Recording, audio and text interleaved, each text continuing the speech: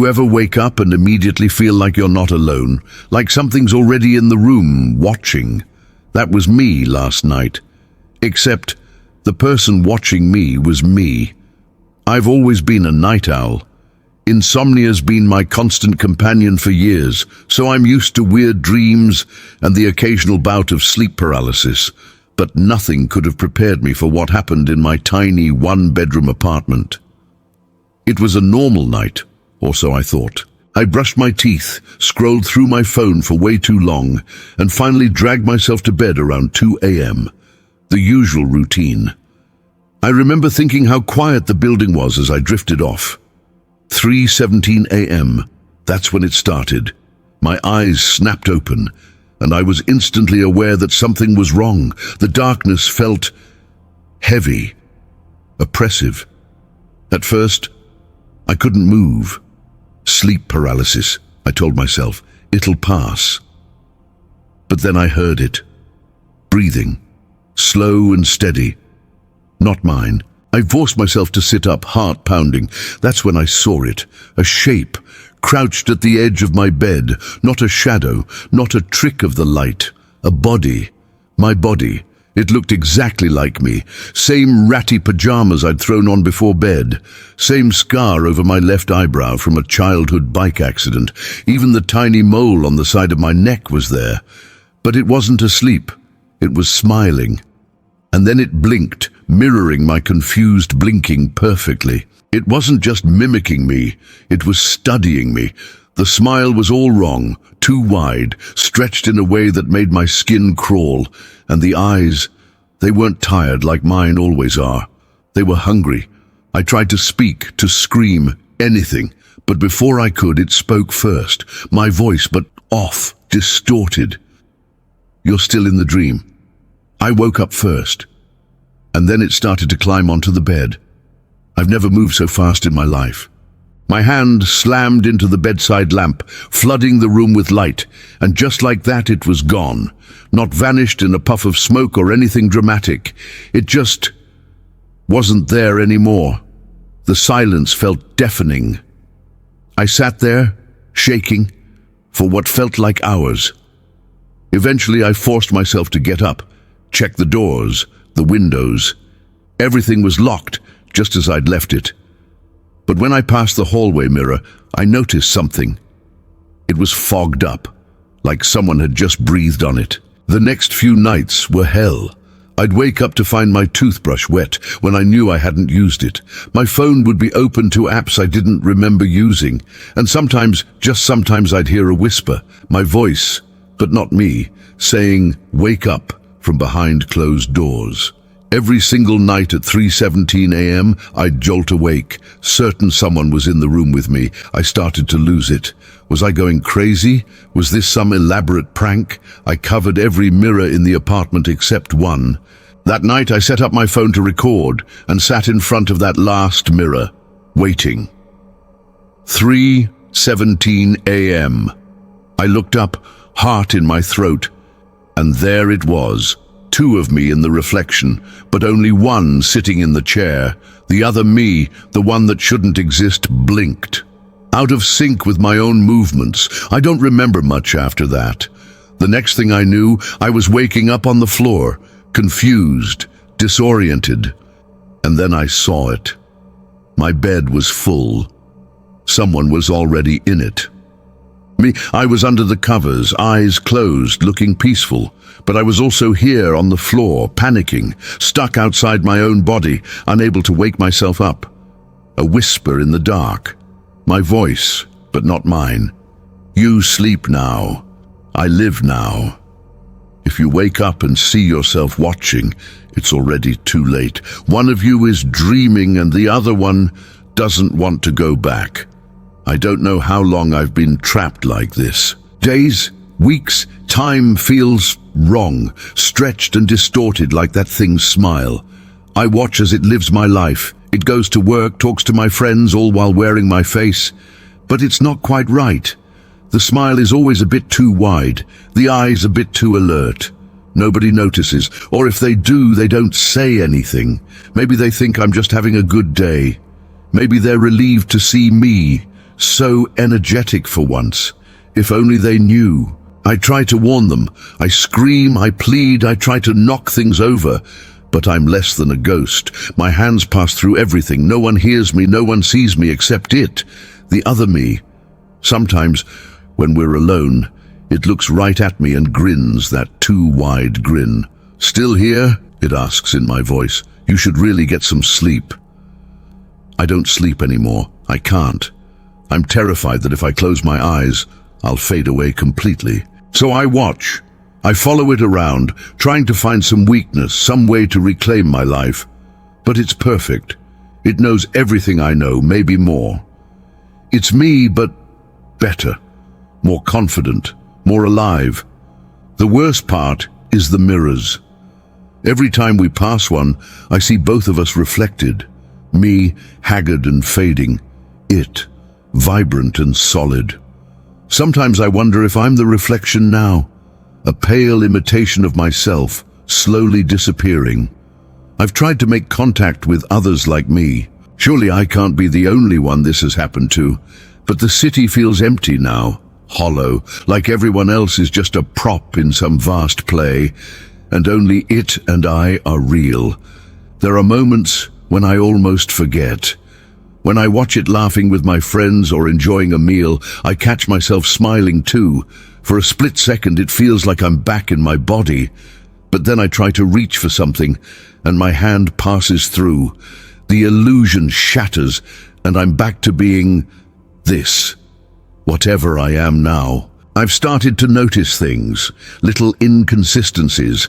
Sometimes, when it thinks no one is watching, its movements become odd, jerky, like it's not quite used to having a physical form. And late at night, when it thinks I'm not around, I've caught it staring at my hands with a look of wonder, like it can't quite believe it's real. What is it? Where did it come from? I have so many questions, but I'm afraid of the answers. Part of me wonders if I'm still asleep, if this is all some elaborate nightmare I can't wake up from, but it feels too real. The helplessness, the growing despair, the gnawing fear that this is my reality now. I've tried to leave the apartment, to go somewhere, anywhere. But there's something keeping me here, an invisible tether that snaps me back whenever I get too far. Am I bound to it? To my body? Or is this some cruel trick to make my torment that much worse? Time keeps slipping. I'll blink and suddenly it's hours later.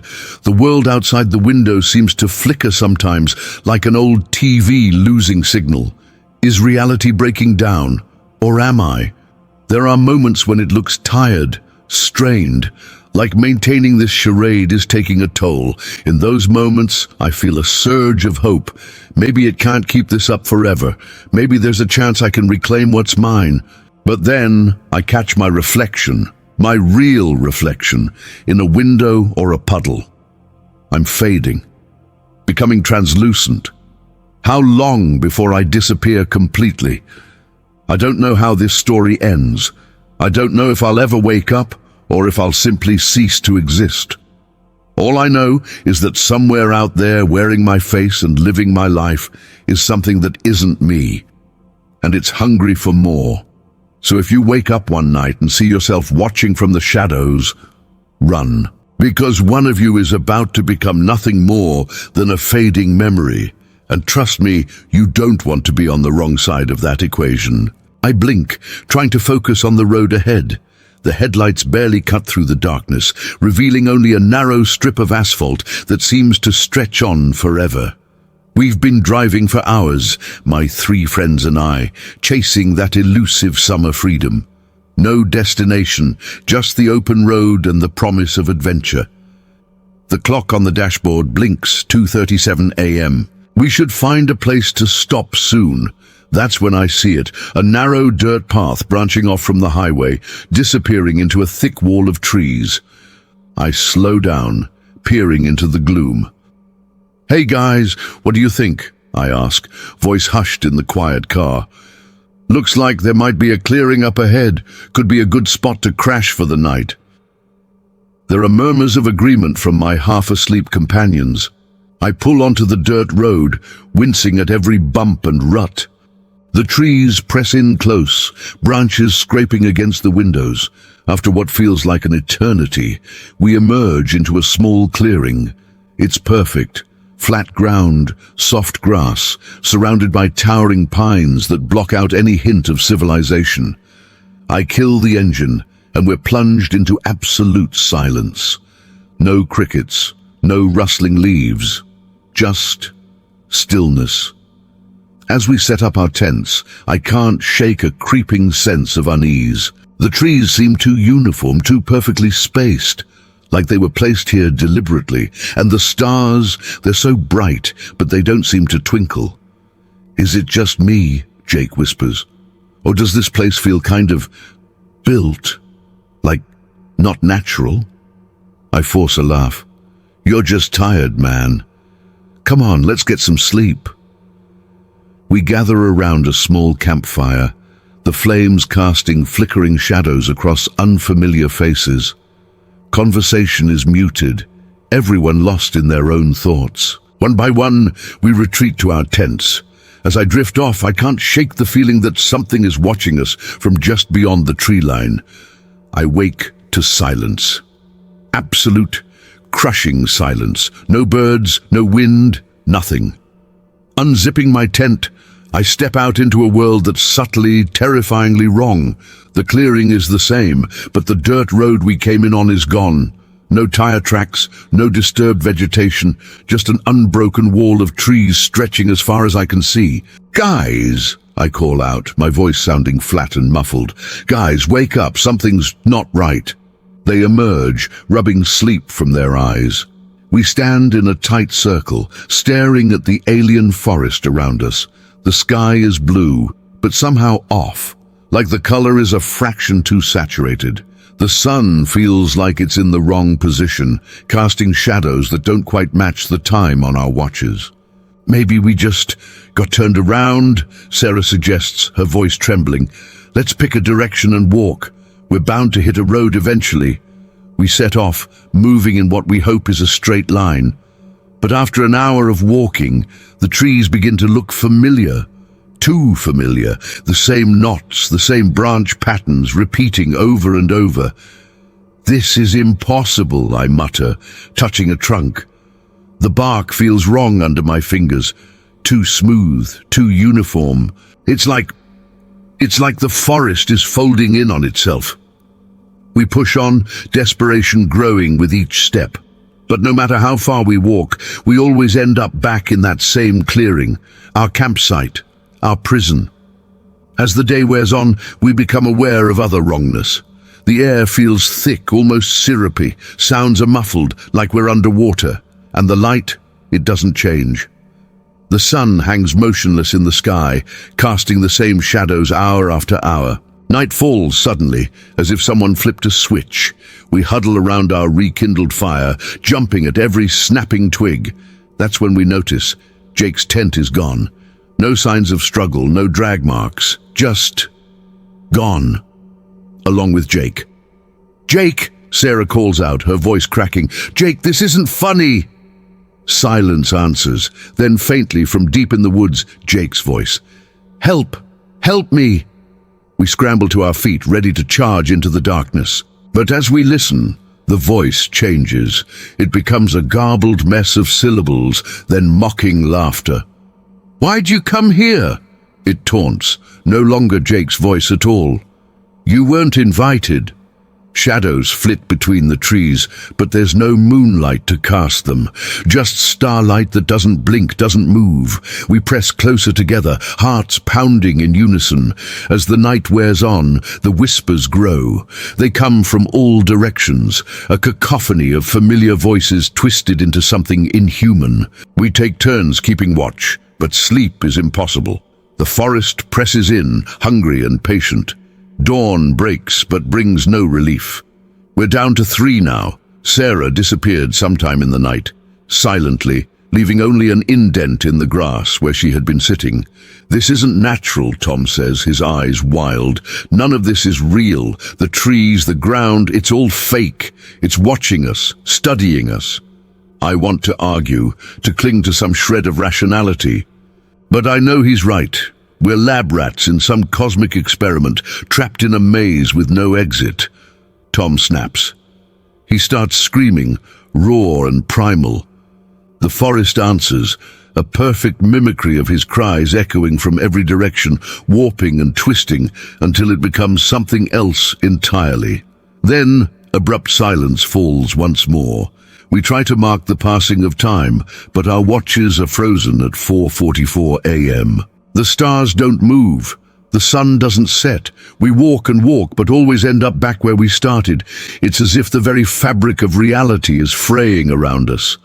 That night, or what passes for night in this place, we all share the same dream. We see ourselves walking into the woods, then watch our own sleeping forms from the tree line. When we wake, gasping and disoriented, we find a new clearing. It's filled with tents just like ours, dozens of them, all empty, all weathered by time that doesn't seem to exist here. And then there's only me. Tom vanished while I slept, leaving no trace. I'm alone in this impossible forest, my mind fracturing under the weight of isolation and fear. As I wander aimlessly, my foot catches on something buried in the dirt. I dig, revealing a battered leather journal. With trembling hands, I open it. The pages are filled with entries. Different handwriting, different years, 1984, 1996, 2003, all telling the same story, a road trip, a secluded clearing, a forest that swallows you whole. The last page is blank. As I stare at it, words begin to form, as if written by an invisible hand. Welcome. You're part of the pattern now. I spin around, heart in my throat. There, in the distance, I see a familiar glow, my campfire burning once more, and silhouetted against it, 4 figures, myself, my friends, starting the cycle all over again. I want to run to them, to warn them, but I know it's futile. We're caught in a loop, an endlessly repeating moment. This forest exists outside of time, outside of space. It was here long before us, and it will be here long after. So I watch, helpless as we set up camp, as we laugh and joke, oblivious to the trap we've wandered into. And I know that somewhere in the darkness, other versions of us are watching too, trapped, waiting. If you're reading this, heed my warning.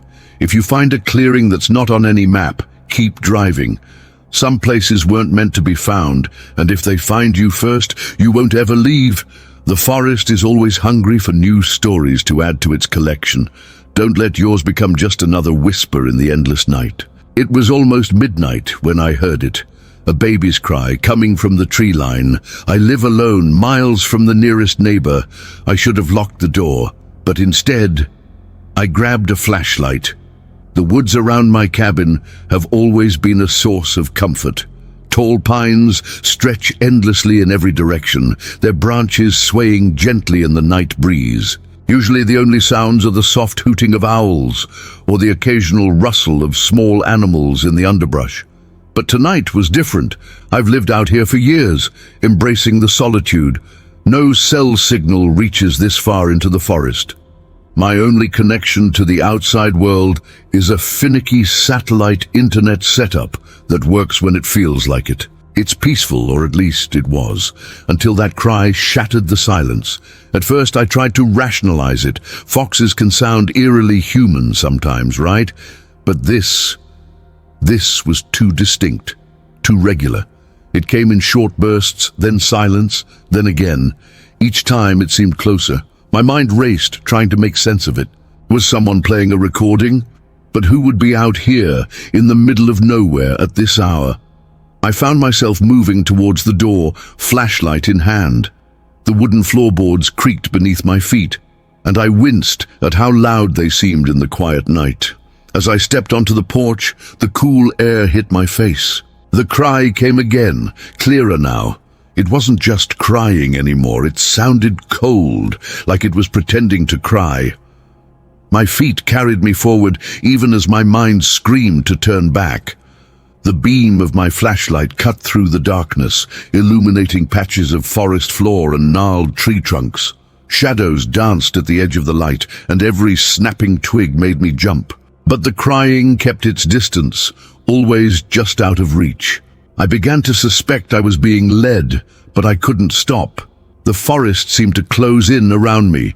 Branches reached out like grasping fingers, snagging my clothes. The air grew thick with the scent of damp earth and decaying leaves, and then suddenly the cries stopped. In the abrupt silence, my own ragged breathing sounded deafening.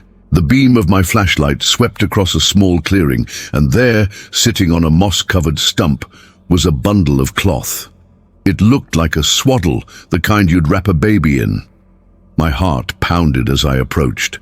The bundle was empty, but still warm to the touch. That's when I heard it. Behind me, the snap of a twig. I whirled around, and the flashlight beam caught something pale. A figure stepped forward, unnaturally tall and thin. She wore dirty hospital scrubs, her bare feet caked with mud. But it was her face that made my blood run cold. It was too long, stretched like putty. Her eyes were sunken, dark pools that reflected no light. She opened her mouth and the baby's cry came out, too loud, too broken. It echoed through the trees, distorted and wrong. I ran, branches whipped at my face as I tore through the forest. I could hear her behind me, that awful cry getting closer. My lungs burned, and panic clawed at my throat. Somehow, I made it back to the cabin. I slammed the door shut, fumbling with trembling hands to lock it, but the crying didn't stop. All night it circled the house. Sometimes it was right behind the front door, sometimes under the floorboards. Once, I swear I heard it at the window, no longer crying, but whispering words I couldn't understand. When dawn finally broke, silence fell once more. I peered out the window, half expecting to see that twisted figure standing in the yard. There was nothing but the usual morning mist curling between the trees, but as I stepped outside, my heart sank. There, in the dew-covered grass, were barefoot prints. They circled the entire cabin. With shaking hands, I retrieved the memory card from the wildlife camera I'd set up near the woods. I hesitated before reviewing the footage, dreading what I might see. At 2:44 a.m., the infrared sensor had triggered. What I saw made my skin crawl. A woman, if you could call it that, crawled on all fours. But she was upside down, her back arched impossibly. In her arms, she clutched something, a swaddled cloth. As she neared the camera, she turned to look directly into the lens, and she smiled. Her mouth didn't close. I had to get out of here. I grabbed my keys and ran to the car, not even bothering to pack. The engine roared to life, and I sped down the dirt trail that led away from the cabin. But as I rounded a bend, my heart stopped. There, in the middle of the path, was the same cloth bundle. I swerved around it, pressing the accelerator to the floor. But a mile later, it was there again, and again. The GPS on my phone showed the same stretch of road, looping endlessly. The trees blurred together, and I realized with growing horror that the road wasn't ending. It should have reached the highway by now. That's when I heard it. A laugh. It started as a baby's giggle, then warped into something older, colder. It came from right behind me. I don't know what I brought back with me that night, but it's not a baby. It's not human, and it's still here. I hear it crying when I try to sleep, from the attic I never go into. Sometimes in the dark of night, I catch glimpses of pale limbs scuttling across the ceiling. The crying has become a constant, maddening backdrop to my life. I've tried to leave so many times, but the roads always lead me back here. Back to this cabin in the woods where something waits, hungry and patient. The worst part is the doubt. Did I imagine it all? Is my mind fracturing under the weight of isolation? But then I hear the floorboards creak above me, in a room that shouldn't exist. And I know it's real, it's all too real. I write this now as a warning. If you're ever alone in the woods and hear a baby crying, run. Don't look back, don't try to help, because what's out there isn't a child in need. It's something ancient and cruel, wearing the sounds of innocence like a mask. And if you do make the mistake I did, if you follow that sound into the darkness, Well, I hope you have better luck than I did, because once it finds you, it never really lets go. Even now, as I type these words, I can hear it, softly at first, then louder, a baby's cry coming from just outside my door, and I know, with a certainty that chills me to my core, that when I look up, it will be smiling at me.